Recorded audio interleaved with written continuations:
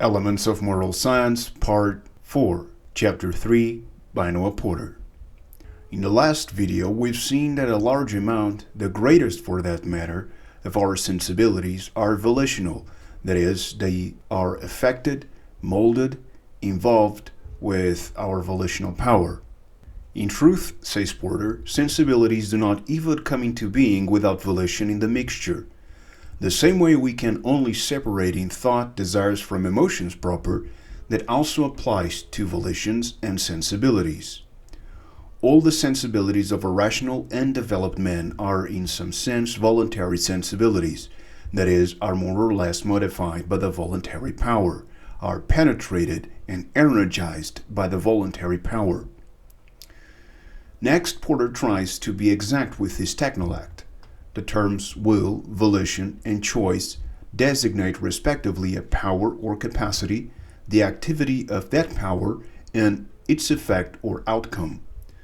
But what evidence is there for the existence of such power? To answer this question, Porter goes on an historic trip of various philosophers. He wants to give a brief summary of how philosophers classified human mental powers. Most of them divided them in two, including the Scotch school, as we've seen in Part 2.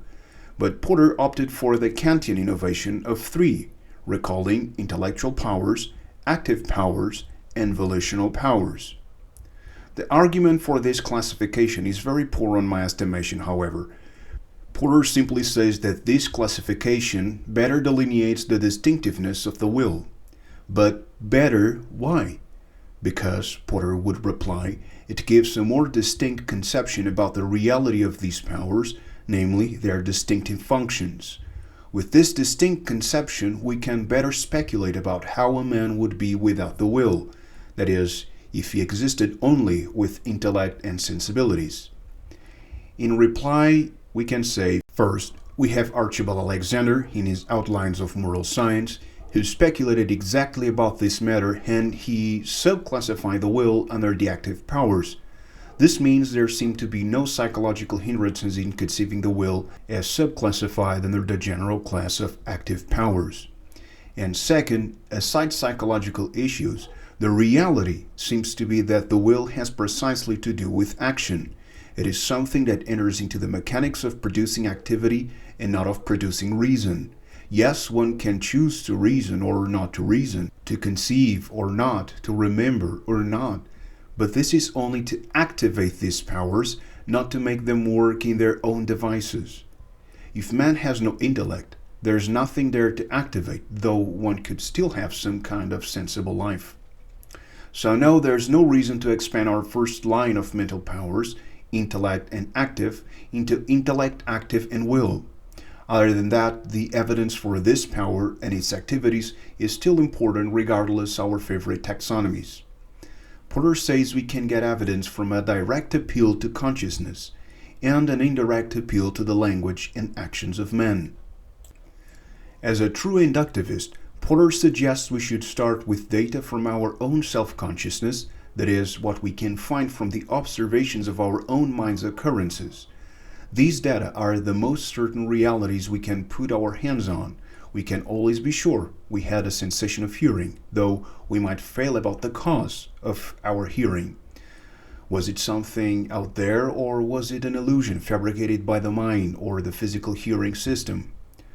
Porter says when we look into our mental activities, we can clearly notice a third type in the mixture with reasonings and sensibilities. And this is not only perceptible by self-consciousness, but it spills into all languages. This means every race and culture of men notices this power and its doings. The fact that they are provided in the common speech of man proves that the common consciousness of man distinguishes three separate experiences with more or less exactness and requires these three appellations to express them. However, Porter presents no evidence for this claim. We have to go only by his word. This is very unscientific. I'm sure Porter would be able to produce such evidence since he was a lexicographer and more generally a philologist, but the way he presents his case is very deficient.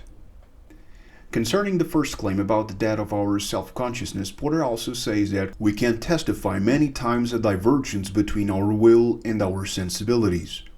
The sensibilities impels us to one object, but we can deny such object by shifting our attention to other objects and go after them or not. Emotivists, Porter predicts, would claim that this is just the workings of other stronger sensibilities. The answer is that consciousness attests not merely to the presence of one desire prevailing against and over another as a psychical experience or effect, but also to a desire attended to, energized, and caused to prevail by the soul's own activity. So it seems at this point that Porter is claiming the same powers for the will as Alexander, namely, that we can shift our attentions as long as we have other motivating principles we can give preference to. This means we can only shift our attentions inside the scope of our sensibilities. If there's no motivation to deny or avoid X competing against the motivation to accept or get X, we cannot choose to deny X. But Porter, we'll see next, has a stronger or more robust conception of the will, and this will create tensions in his psychological metaethics. Other objections against the existence of the will are: 1. If volition precedes emoting in producing an outcome, then there's no causation acting on man, and this makes man a supernatural creature, which he is not. Alexander raised this point exactly. If there's not causality in man's actions, then there's no way to explain and predict their choices and actions. That is, if motivations have no causal power over man's choices and actions, there's no explanation and prediction, and there's no science of morals and human behavior. Porter replies by noting that pointing to choices as effects from a cause, namely the will, is exactly providing an explanation to the phenomena of choice-making. But this is simply ignoratio elenchi. If the will is the cause of the choosing and choosing of the action, what kind of information do we have from the will to help predict whatsoever about the future choices and actions and ideographically explain past choices and actions? As Alexander noted, the will by itself has no explanatory power, which suggests the will by itself does not do much for our choosing. The reality of choosing must have something else in its mental mechanics. Porter also makes a distinction between fixed causes and free causes. Alexander also made this distinction, and it sits well with the rest of his motivationist theory of action. For more information, check Alexander's videos to better understand this. And so we can ask Porter what this distinction does for his theory. Porter did not specify how free are these free causes. Alexander, on the other hand, specified them in the way we saw before, namely that we can choose between our different competing motivations. But if volition precedes emoting, if emoting is the result of volition, which is Porter's theory, then there is nothing to qualify the amount and kind of freedom in free causes. Hence, Porter's having no explanatory and predicting power. It's a non-informative theory, and this suggests it's not accommodating reality. Porter probably would argue that there are physical or external fixed laws that restrict the scope of free causes. But this does not help either.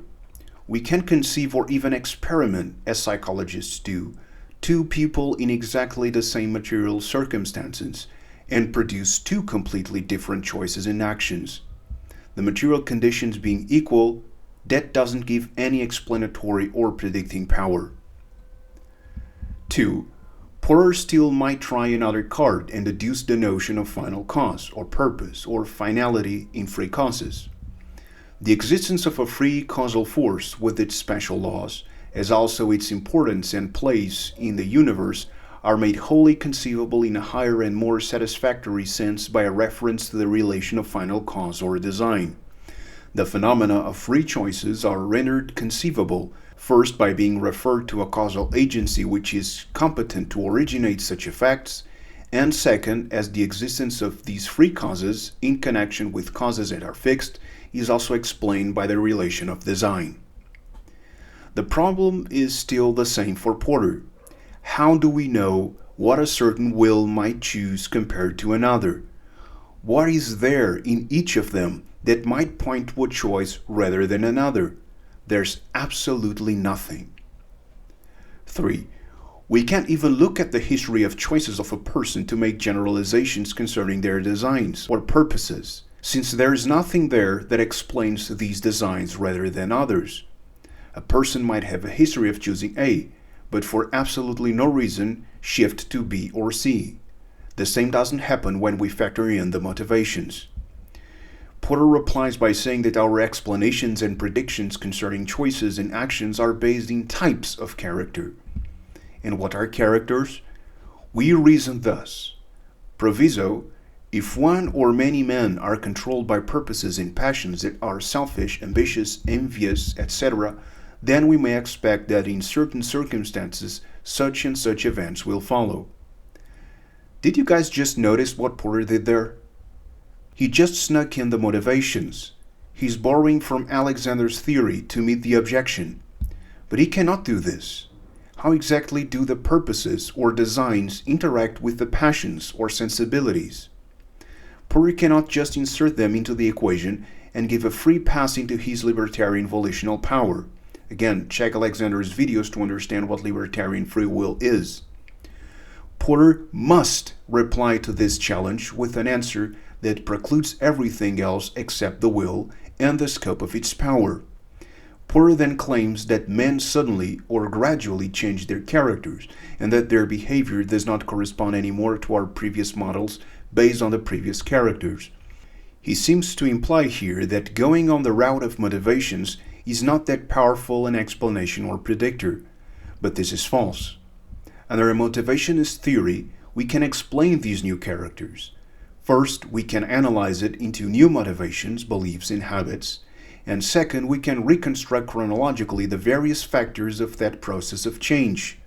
For instance, traumas, books read, meeting new people, living in different types of human settlements, physical health, reflections about memories, theories, etc. So no, a motivationist such as Alexander, or me for that matter, doesn't need to be at a loss with changing characters. Anyway, this is a jab at other theories, not a positive defense of his own, which make it irrelevant to his case. 4. Then Porter mentions the old metaphysical problem concerning the compatibility between God's prescience and free will. For starters, this is a problem only for libertarians. Porter, as many other thinkers, has the horrible habit of thinking a lot of contentious subjects in extremes. Before coming to this objection, Porter dealt most of the time with the position that man is a product of the circumstances, a totally passive creature. But there are intermediate theories, dimension, motivationism, and in the same way, he cannot conceive anything else under the name of free will other than a libertarian conception. But this vitiates the conversation. Then Porter presents us a very weak first defense. He basically says that our theories about freedom might be wrong, but the fact of freedom is incontrovertible. This does not help his libertarianism in the least, and does not solve the problem of this objection. Next, he opts for a very bad God-of-the-gap solution. He speculates that God knows about men's choices by other means than their motivations and fixed causal chains.